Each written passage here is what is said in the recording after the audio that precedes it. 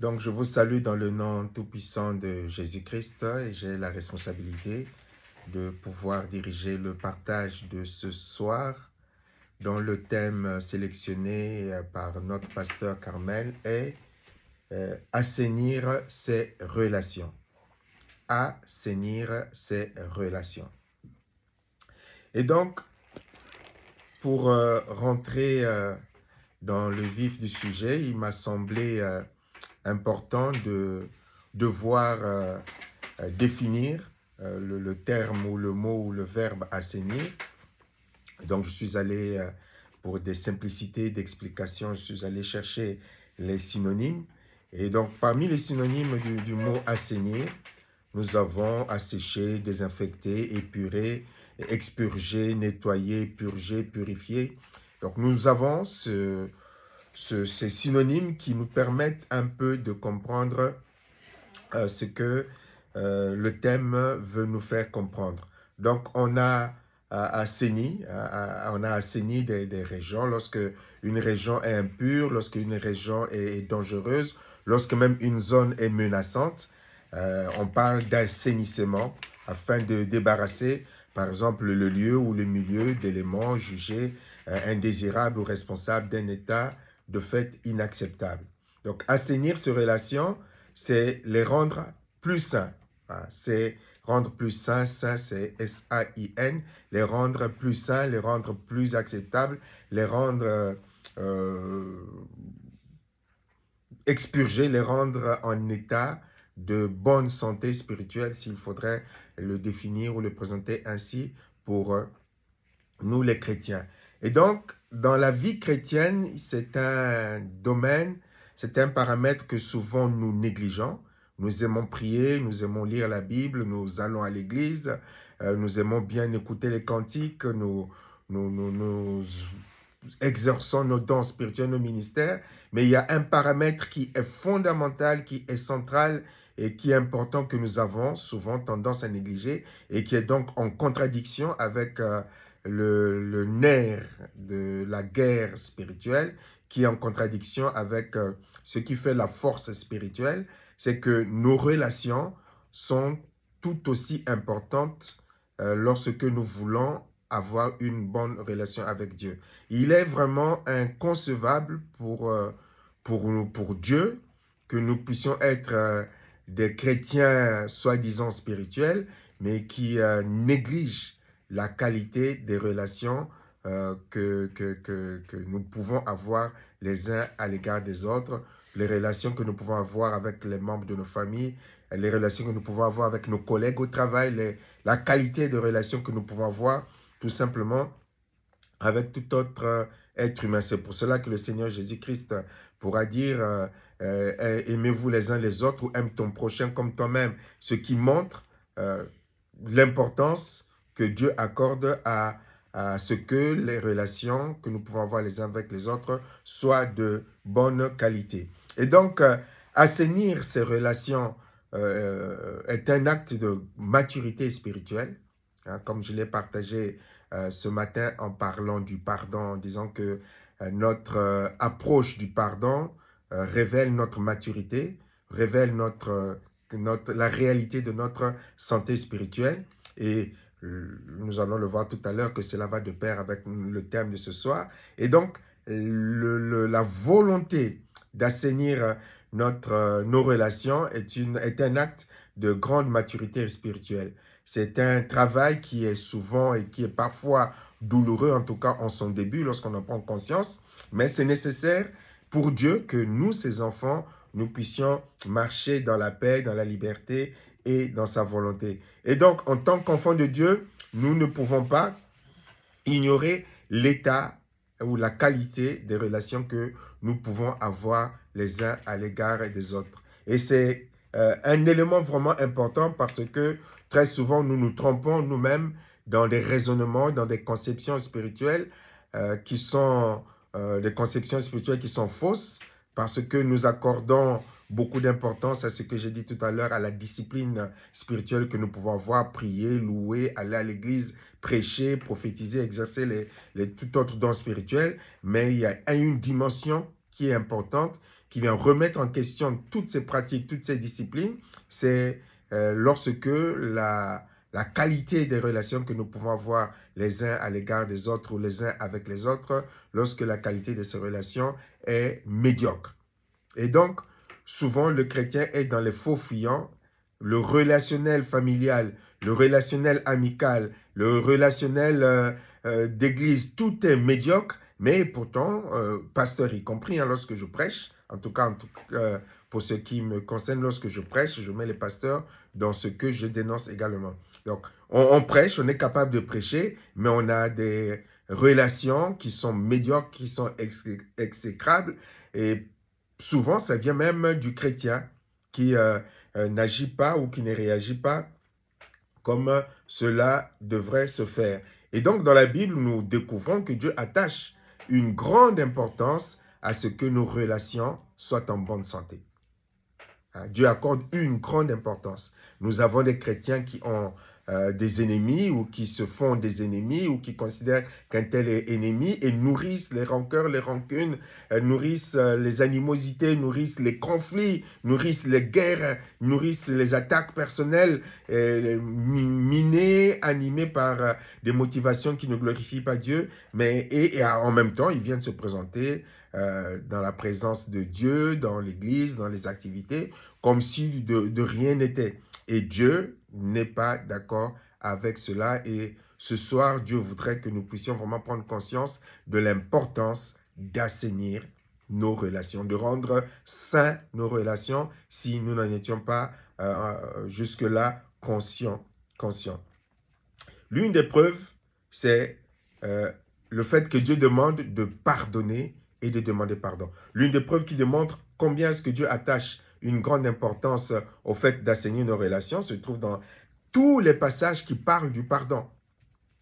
Tous les passages qui parlent du pardon, tous les passages qui parlent de l'amour montrent l'importance que Dieu accorde au fait que nos relations, nous devons accorder de l'importance à assainir nos relations, à rendre nos relations dignes de Dieu. Nous avons Matthieu chapitre 6, 14, 15 que nous connaissons. Matthieu 6, 14, 15 qui dit « Si vous pardonnez aux hommes leurs offenses, votre Père céleste vous pardonnera aussi. » Nous voyons derrière ce passage la pensée de Dieu de vouloir absolument, nous le verrons aussi tout à l'heure, pacifier, toujours assainir les relations. Il y aura toujours du fait que les hommes soient imparfaits, il y aura toujours des offenses, il y aura toujours des comportements, il y aura toujours des situations, des circonstances qui voudront qu'on puisse être dans la rancœur, dans la rancune, dans la vengeance, dans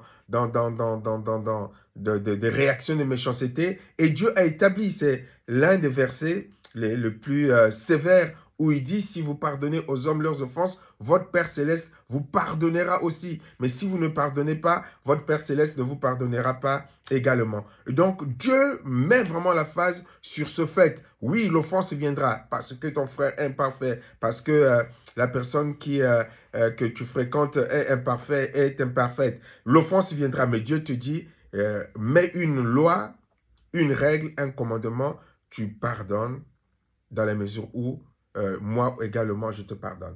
Donc Colossiens chapitre 3 verset 13, il est écrit « Supportez-vous les uns les autres et pardonnez-vous réciproquement ». Donc on voit dans cette volonté, ce commandement de Dieu de pardonner, de dire tu dois pardonner, de dire que tu dois faire grâce, dit d'autres passages de la Bible, c'est pour dire que chaque fois tu seras amené à assainir tes relations. Il y aura comme un corps étranger qui viendra agir dans la relation avec une personne, mais du fait que tu vas pardonner, le fait de pardonner permet d'assainir la relation avec mon frère, avec ma soeur, avec les personnes qui sont concernées. Et c'est pour cela que dans le cadre de ce dont on a parlé ces derniers temps, le fait d'assainir ces relations, c'est aussi le moyen de guérir de ces blessures. Parce que lorsqu'on est blessé, lorsqu'on reste blessé, cela vient forcément porter préjudice à la qualité relationnelle et cette qualité relationnelle, c'est par le pardon que Dieu vient assainir la relation qui a été détruite, la qualité qui a été détruite par l'offense qui a créé ou généré la blessure. Et donc, le fait de pardonner, Dieu donne ce pouvoir d'assainir les relations. Le pardon donc que Dieu nous demande, ce n'est pas une option, ce n'est pas que tu veux ou tu ne veux pas, mais lorsqu'on est un enfant de Dieu, c'est une condition nécessaire si on veut avancer, c'est une condition nécessaire si on veut grandir, c'est une condition nécessaire si on veut parvenir à la maturité. Et donc le fait de refuser de pardonner, mais vient... Je ne veux pas, depuis le début, je ne veux pas utiliser ce verbe, mais je veux l'utiliser quand même. Refuser de pardonner conduit à pourrir la relation.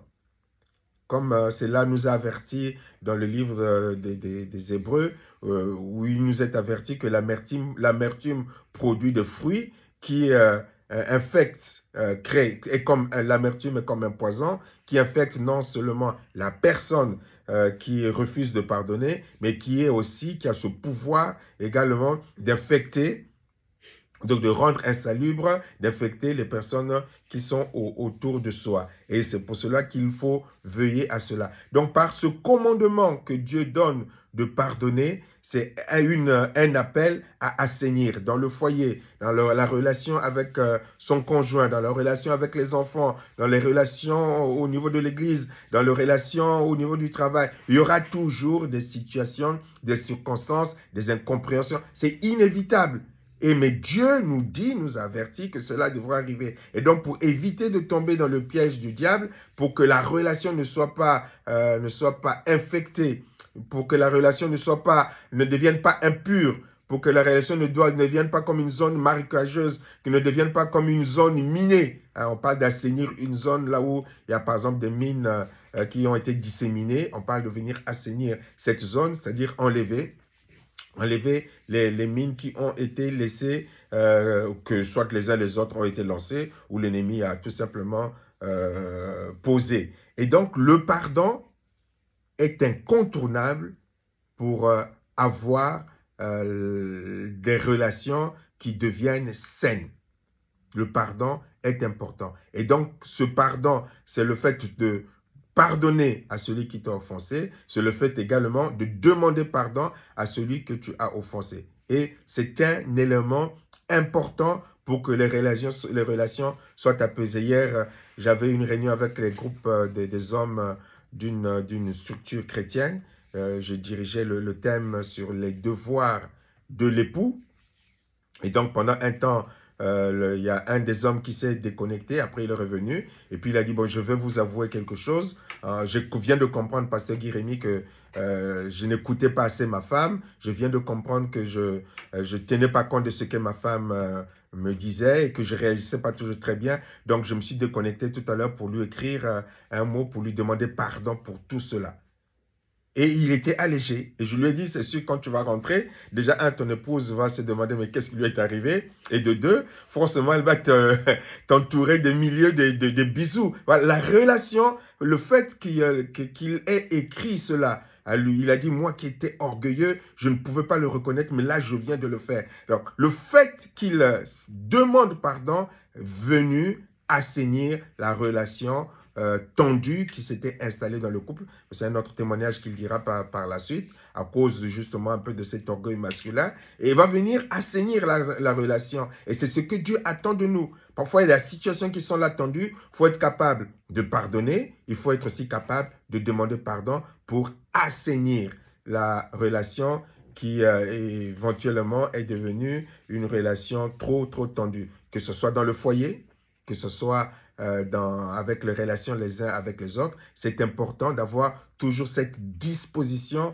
de cœur. Et c'est pour cela que cela nous introduit au deuxième point qui est pour assainir les relations. Le premier point, il faut être capable de pardonner et de demander pardon. Le deuxième point, il faut être animé de cette volonté de rechercher activement la paix. C'est ce que la Bible nous dit. La paix ne vient pas toujours d'elle-même, mais il faut avoir cette volonté. La paix ne tombe pas du ciel, mais c'est un état spirituel, un comportement que nous devons chercher à cultiver, en mettre en pratique et à nous imposer. La Bible le dit, heureux,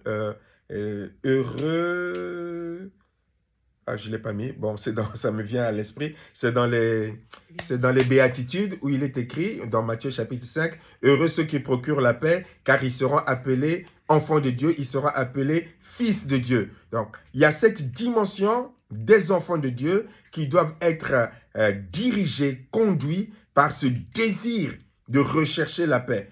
Et la Bible dit, il n'y a que les enfants de Dieu. Du fait que nous soyons chrétiens, du fait que nous soyons enfants de Dieu, chaque fois que nous aurons cette volonté de rechercher la paix, alors, lorsque nous aurons cette volonté de rechercher la paix, alors nous serons toujours dans ce principe d'assainir nos relations.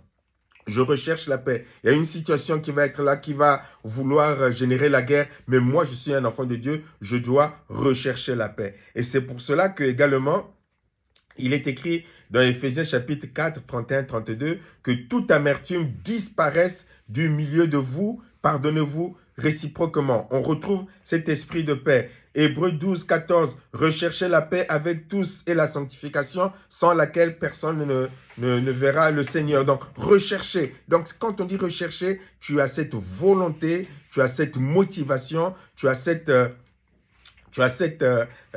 disposition. Le contraire de la paix, c'est la guerre. Ce que Dieu refuse, on le voit même dans la présentation des œuvres de la chair et le fruit du Saint-Esprit. Dans Galates chapitre 5, on voit que dans les œuvres de la chair, il y a les disputes, il y a les animosités, il y a les colères, il y a les divisions. Et on voit dans l'amour que l'amour ne soupçonne pas le mal, que l'amour est patient, que l'amour est doux, que l'amour a le contrôle de soi, la maîtrise de soi. On voit ces dispositions lorsqu'on est animé par l'amour. On le verra d'ailleurs tout à l'heure. Lorsqu'on a cette motivation d'amour, cela nous conduit automatiquement à assainir. Comme chaque jour, en surveillant son cœur, en surveillant sur son cœur, en veillant sur chaque relation, avec cette disposition de rechercher la paix, on arrive à assainir, à assainir et à assainir. Romains 12, 21 dit, ne te laisse pas vaincre par le mal, mais surmonte le mal par le bien. Évidemment, forcément.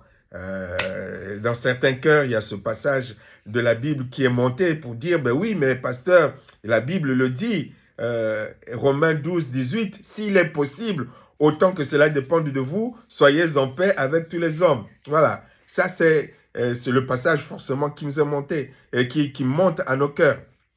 Et ce passage montre une chose qui est certaine. Il y a des moments où la paix dépend de nous, mais il y a des moments où on peut fuir également la guerre. S'il est possible, autant que cela dépend de vous, soyez en paix avec tous les hommes. S'il est possible. Mais il arrive des moments où, malgré notre bonne disposition, nous avons en face de nous des personnes qui veulent absolument la guerre. Mais comme nous sommes les enfants de Dieu qui recherchent la paix, mais comme dit la Bible, commencez la dispute, mais avant qu'elle ne s'envenime, tu te retires.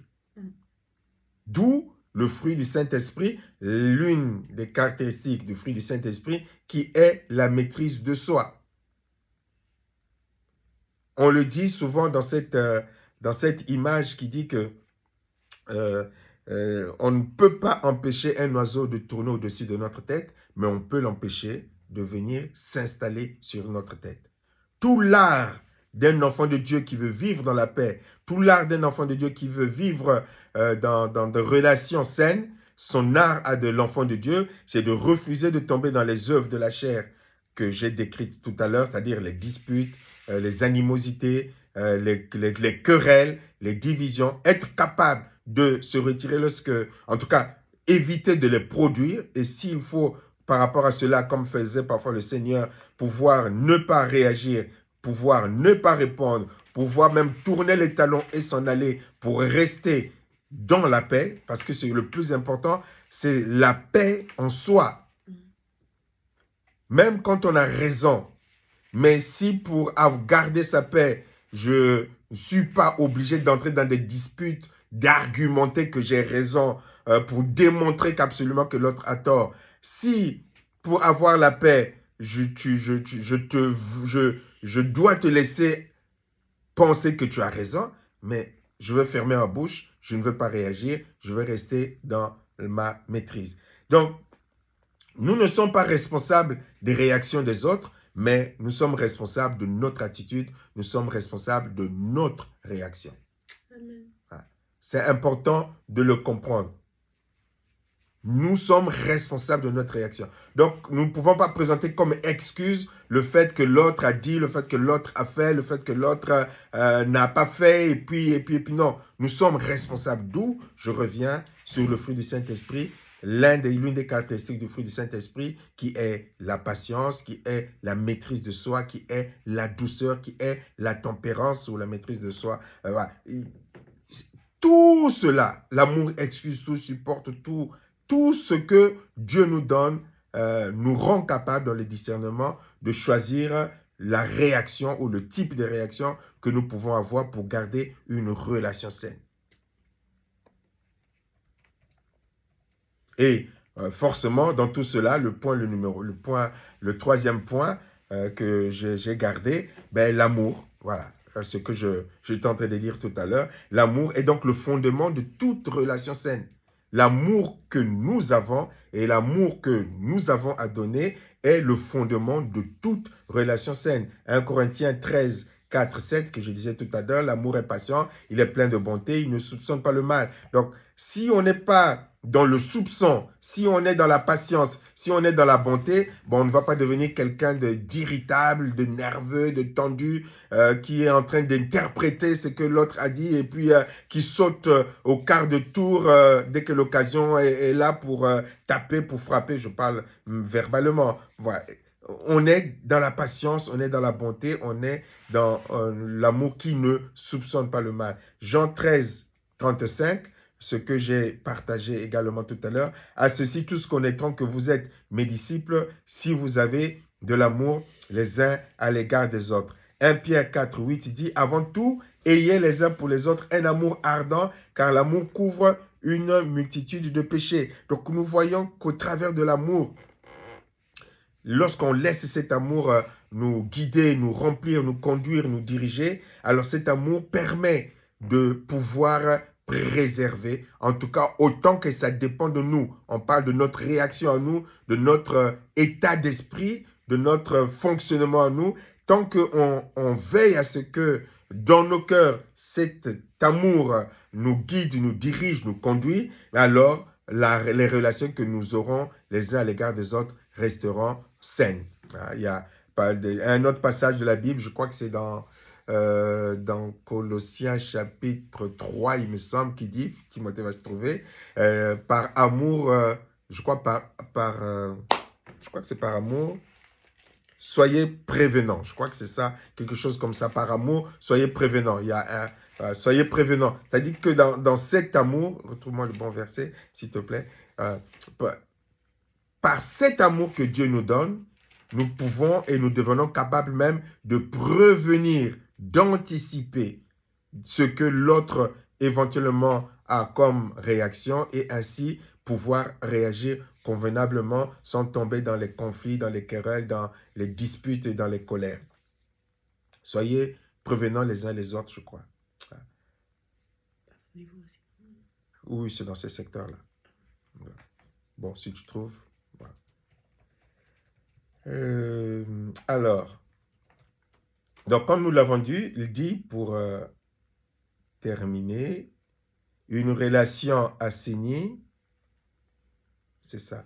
Oui, Philippe, vas-y. Romains 12, verset 10. Merci. Par amour fraternel, soyez pleins d'affection les uns pour les autres, par honneur, usez de prévenance réciproque. Merci beaucoup. Merci beaucoup. Romains 12, verset 10. Verset 10. Usez de prévenance réciproque. Merci beaucoup. Donc, lorsqu'on est animé ainsi par cette disposition, alors nos relations sont assainies. Donc, une relation assainie ne dépend pas seulement des autres, mais elle commence toujours par un cœur transformé par Dieu. Un cœur transformé par Dieu, c'est notre cœur, nos cœurs. Nous devons être capables d'évaluer. Parfois et souvent, nous excusons ces états, ces relations exécrables que nous pouvons avoir les uns à l'égard des autres pour différentes raisons, mais cela n'honore pas Dieu. Et Dieu veut que nous soyons capables d'avoir un sens, de regarder avec vérité. Hein, vérité, le fait que par nos réactions, par nos attitudes, ben, nous créons un climat conflictuel dans les relations les uns avec les autres. Parfois, les autres sont obligés de commencent à faire attention sur le verbe qu'ils utilisent avec nous, le mot qu'ils doivent utiliser. Parfois, certains préfèrent prendre la fuite, préfèrent s'éloigner pour éviter que, voilà, si je ne fais pas attention, on va encore rentrer dans les disputes, on va encore rentrer dans les soupçons, on va encore rentrer dans les accusations et la relation va encore prendre un coup. Mais Dieu veut que nous soyons capables, nous, moi, de générer à l'égard de mon frère une relation fraternelle ou amicale ou sociale, mais une relation saine, calme, tranquille, de confiance et apaisée, autant que cela dépend de moi. Autant que cela dépend de moi.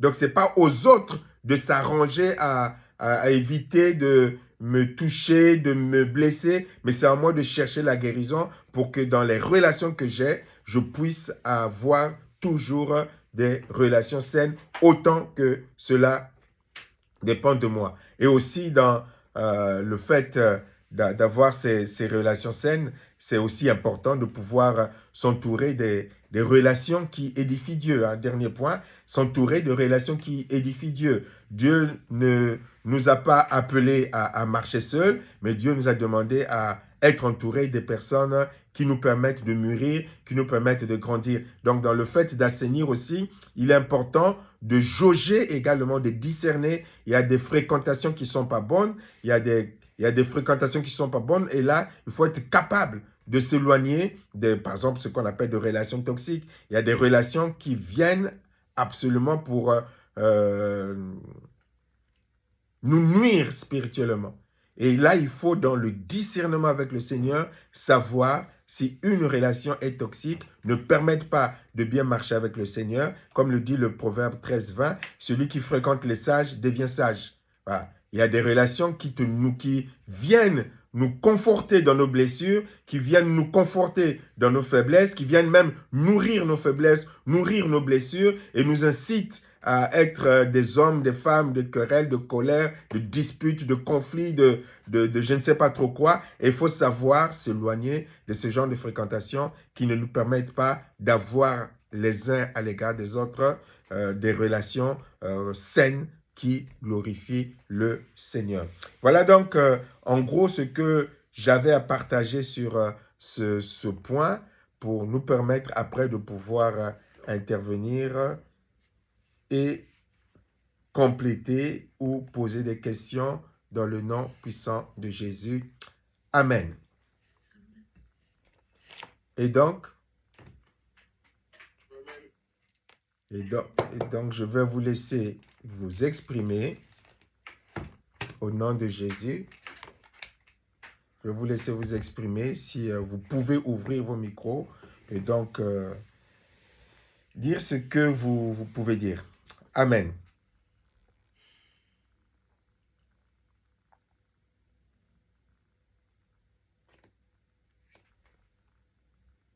Amen. Je vais me permettre de... Je ne sais pas si vous m'entendez. On t'entend, Cédric. D'accord.